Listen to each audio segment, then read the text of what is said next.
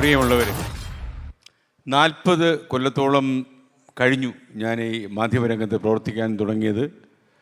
അപ്പോൾ ഒരുപക്ഷെ എൻ്റെ ഈ മാധ്യമ ജീവിതത്തിൽ ഈ 4 പതിറ്റാണ്ട് നീണ്ടുപോയ ജീവിത കാലഘട്ടത്തിൽ എനിക്ക് ഏറ്റവും അടുപ്പമുള്ളവരും എൻ്റെ മാധ്യമ ലോകത്തേക്ക് വരാൻ പറ്റിയവരും ഞാൻ ചെയ്ത ടോക്ക് ഷോകളിലും സംവാദങ്ങളിലും പങ്കെടുത്തവരുമൊക്കെ ഈ ആൾക്കൂട്ടത്തിൽ ഉണ്ട് എന്നെനിക്കറിയാം. അവരോടൊക്കെ തന്നെ സ്നേഹം, കടപ്പാട് ഇതെല്ലാം ഉണ്ട്.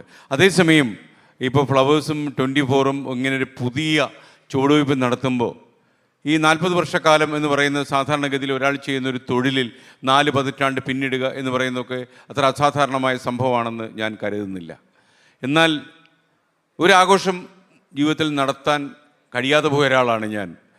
അതുകൊണ്ട് തന്നെ ഞാൻ എങ്ങനെയാണ് ഈ 40 കൊല്ലം കടന്നു പോകേണ്ടതെന്ന് ആലോചിച്ചപ്പോൾ നാടിന് ഗുണം ചെയ്യുന്ന എന്തെങ്കിലും ഒരു സാധനം ചെയ്യണം എന്ന് തോന്നിയ ചിന്തയിൽ നിന്നാണ് ഈ കേരളത്തിലുടനീളം ഏതാണ്ട് 30 ദിവസത്തോളം 14 ജില്ലകളിലൂടെ ഒരു പര്യടനം നടത്തി ഒരു ആധികാരികമായ ഒരു ഗവേഷണ റിപ്പോർട്ട് സംസ്ഥാന മുഖ്യമന്ത്രിക്ക് സമർപ്പിക്കണമെന്ന തോന്നലുണ്ടായത്. ഇന്ന് ഉച്ചയ്ക്ക് 3 മണിക്ക് ഞാൻ മുഖ്യമന്ത്രിയുമായി നടത്തിയ അഭിമുഖം നിങ്ങളിൽ കുറച്ച് പേരെങ്കിലും കണ്ടു കാണും. അദ്ദേഹത്തോട് ഞാൻ വ്യക്തിപരമായിട്ടും പറഞ്ഞു, അഭിമുഖത്തിലും പറഞ്ഞു. അദ്ദേഹം പറഞ്ഞു, താങ്കൾ റിപ്പോർട്ട് തരൂ. അദ്ദേഹം കൃത്യമായിട്ടൊരു കാര്യം പറഞ്ഞു, നമ്മുടെ കേരളത്തിലെ പോലീസ് സേനയ്ക്ക് കൈകാര്യം ചെയ്യാൻ കഴിയുന്ന കാര്യങ്ങളേ ഉള്ളൂ, ഇതൊക്കെ നമുക്കറിയാം. അതുകൊണ്ട് തന്നെ വളരെ നിശ്ചിതമായ നിലപാടുകൾ അദ്ദേഹം എടുക്കും. ഈ അമ്മമാരൊന്നും സങ്കടപ്പെടേണ്ട കാര്യമില്ല. ഈ അധോലോക സംഘങ്ങളൊക്കെ തന്നെ കൊച്ചി പോലുള്ള നഗരങ്ങളിൽ വിലസാൻ തുടങ്ങിയിട്ടുണ്ടെങ്കിൽ പോലും അവരുടെ നാരായ പേര് അറുത്തു വീഴ്ത്താൻ തീരുമാനിച്ചിട്ടുണ്ട് മുഖ്യമന്ത്രി എന്ന കാര്യം ഞാൻ നിങ്ങളെ അറിയിക്കുകയാണ്.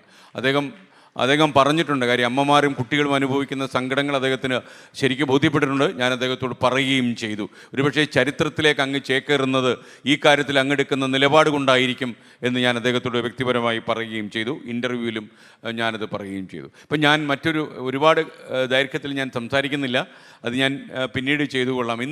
നമ്മളൊരു സത്യപ്രതിജ്ഞ എടുക്കും ഇവിടെ. അതായത് കേരളത്തിലെ കുടുംബങ്ങളിൽ മുഴുവനും ഈ സത്യപ്രതിജ്ഞ എടുക്കുന്നുണ്ടെന്ന്. ഇത് തത്സമയം ആളുകൾ ലോകമെമ്പാടും കണ്ടുകൊണ്ടിരിക്കുകയാണ്.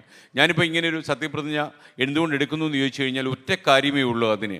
അതായത് നിങ്ങൾക്ക് മാനസിക പ്രശ്നമുള്ള ഒരാളോട് നിങ്ങൾക്കൊരു മാനസിക അസുഖമുണ്ട് എന്ന് പറഞ്ഞാൽ അദ്ദേഹത്തിന് ഒരിക്കലും മനസ്സിലാകില്ല. അതേപോലെ തന്നെയാണ് ഈ MDMA പോലുള്ള മാരകമായ മയക്കുമരുന്ന് ഉപയോഗിച്ച ആളുകളോട്, അത് കുട്ടികളാണെങ്കിലും മുതിർന്നവരാണെങ്കിലും അവർക്കൊരിക്കലും മനസ്സിലാകില്ല. അവർ കൺമുന്നിൽ നിൽക്കുന്ന പിതാവിനെ മനസ്സിലാവില്ല, അമ്മ ആരാണെന്ന് മനസ്സിലാവില്ല. എൻ്റെ കുട്ടി ഇങ്ങനെയൊന്നും നടക്കുന്ന ആളല്ല എന്ന് നമ്മൾ അഭിമാനത്തോട് പറയേണ്ട കാലമല്ല ഇത്. എൻ്റെ കുട്ടിക്കും അയലത്തെ കുട്ടിക്കും ഒക്കെ ഇത് വരാം. ഒരു ചെറിയ സംഭവം മാത്രം ഞാൻ ഓർപ്പിക്കാം. ഒരു സ്കൂൾ കുട്ടി എന്നോട് ഈ അടുത്തിടെ പറഞ്ഞൊരു സംഭവമാണത്. അതായത് ചോക്ലേറ്റ് നീട്ടുന്ന ഒരു പയ്യൻ സ്കൂൾ വരാന്തയിൽ കണ്ടു. 3-4 ദിവസങ്ങളായപ്പോൾ ആ ചോക്ലേറ്റ് വാങ്ങി കഴിച്ചു. പക്ഷേ ആ ചോക്ലേറ്റിൽ ലഹരി കലർത്തിയിരുന്നു. ദിവസങ്ങൾ കഴിഞ്ഞപ്പോൾ ഈ കുട്ടിക്ക് അഡിക്ഷനായി. ഈ കുട്ടി ഇത് കഴിക്കാൻ തുടങ്ങി.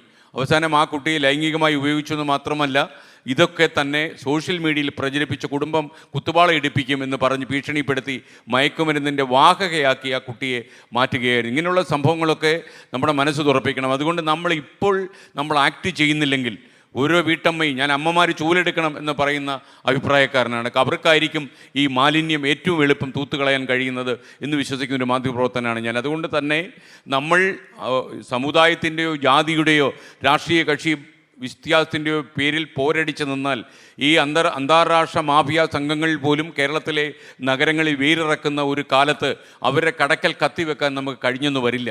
നമ്മൾ പ്രതിപക്ഷമായാലും ഭരണപക്ഷമായാലും BJP ആയാലും ഏത് രാഷ്ട്രീയ കക്ഷിയായാലും നമ്മൾ ഒന്നിച്ചണിചേർന്ന് ഇതിനൊരു പരിഹാരം കണ്ടേ പറ്റും. നമുക്കൊരു കഷ്ടിച്ചൊരു 6 മാസത്തിനകം കേരളം മുക്തമാക്കിയേ പറ്റൂ.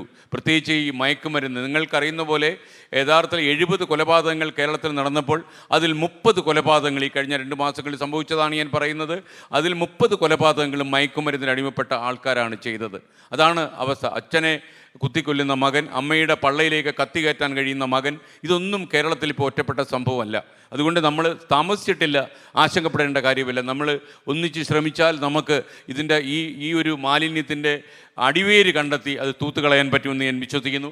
അതിനുപരി ഞാനിപ്പോൾ ഇവിടെ നിൽക്കുമ്പോൾ എനിക്ക് ഫ്ലവേഴ്സും 24ഉം ഒക്കെ തന്നെ ജനങ്ങളിൽ എത്തിക്കാൻ എനിക്ക് ഏറ്റവും വലിയ സഹായമായി നിന്നത് കുറച്ച് ആൾക്കാരുണ്ട് നമ്മുടെ ഡയറക്ടേഴ്സ്. അതിലൊരാൾ ഗോവിന്ദൻ സാറാണ്, ഭീമയുടെ പരമാത്മാവായ ബി ഗോവിന്ദൻ സാറ് ഞാൻ 2 വാക്ക് പറയണമെന്ന് പറഞ്ഞപ്പോൾ സാറ് സ്നേഹപുരസ്സരം നിഷേധിച്ചു. മാത്രമല്ല ഗോകുലം ഗോപാലേട്ടൻ, ഡോക്ടർ വിദ്യ വിനോദ്, സതീഷ് ജി പിള്ള, ആലിങ്കൽ മുഹമ്മദ്, ഡേവിസ് ഇടക്കളത്തൂർ, ഇങ്ങനെ അടങ്ങുന്ന ഒരു ഡയറക്ടർ ബോർഡാണ് ഈ ചാനലിനുള്ളത്. അപ്പോൾ ഗോവിന്ദൻ സാറ് യഥാർത്ഥത്തിൽ എല്ലാവരെയും പ്രതികരിച്ച് ഗോവിന്ദൻ സാറ് മാത്രമേ ഇവിടെ ഉള്ളൂ. പക്ഷേ അവരെല്ലാം ഈ 30 ദിവസം നീണ്ടു നിൽക്കുന്ന യാത്രയിൽ എവിടെയെങ്കിലുമൊക്കെ അണിചേരും.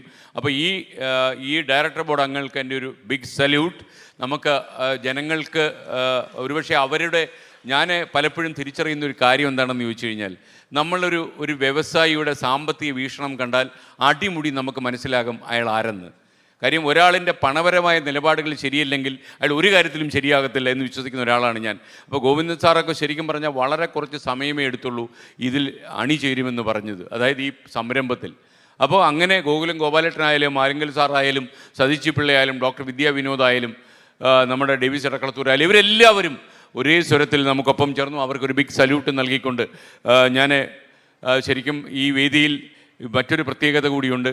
100ഓളം അമ്മമാരാണ് ഇന്ന് ഇവിടെ ഈ ദീപം പകരുന്നത്. അതായത് ഒരു വെളിച്ചം പോലെ നമ്മുടെ സമൂഹ മനസ്സാക്ഷിയെ നൊമ്പരപ്പെടുത്തുന്ന കാര്യങ്ങളിൽ ആ അന്ധതയിലേക്ക് വീഴട്ടെ ഈ വെളിച്ചമെന്ന് കരുതി അമ്മമാർ വേദിയിലേക്ക് വരും. കുറച്ച് 4 പേരെ നമ്മൾ വേദിയിലേക്ക് വിളിക്കും, ബാക്കിയുള്ളവർ അവിടെ നിന്ന് മെഴുകുതിരി കൊളുത്തും, മറ്റുള്ളവർ മൊബൈൽ ഫോൺ കൊണ്ട് നിങ്ങൾ ആ വെളിച്ചം കാണിക്കുക. അപ്പം നമ്മുടെ ഈ വൈദ്യുത വിളക്കുകൾ അണയ്ക്കുക. അപ്പം തത്സമയം ലോകമെമ്പാടും ഈ പരിപാടി കണ്ടുകൊണ്ടിരിക്കുകയാണ്. നമ്മുടെ ഡിജിറ്റൽ പ്ലാറ്റ്ഫോമുകളിലൊക്കെ ഇത് തത്സമയമാണ്. അപ്പം നമ്മുടെ എല്ലാ വീടുകളിലും ഞാൻ ചൊല്ലുന്ന ഈ പ്രതിജ്ഞ എടുക്കും. നമ്മൾ എഴുന്നേറ്റ് നിന്ന് ഈ പ്രതിജ്ഞ ചൊല്ലും. അതിനുശേഷം കുറച്ച് ആശംസ പറയാനായിട്ട് ദേവമാരൻ സാറിനെ പോലെയുള്ള ആളുകൾ എത്തിയിട്ടുണ്ട്, മറ്റ് സുഹൃത്തുക്കളും ഒക്കെ വന്നിട്ടുണ്ട്. അപ്പോൾ ഞാൻ അത് ഈ സ്റ്റേജിലേക്ക് വിളിക്കേണ്ട ആളുകൾ ആരെന്ന് പറയാനായിട്ട് അവതാരകരെ ഞാൻ വേദിയിലേക്ക് വിളിക്കുന്നു.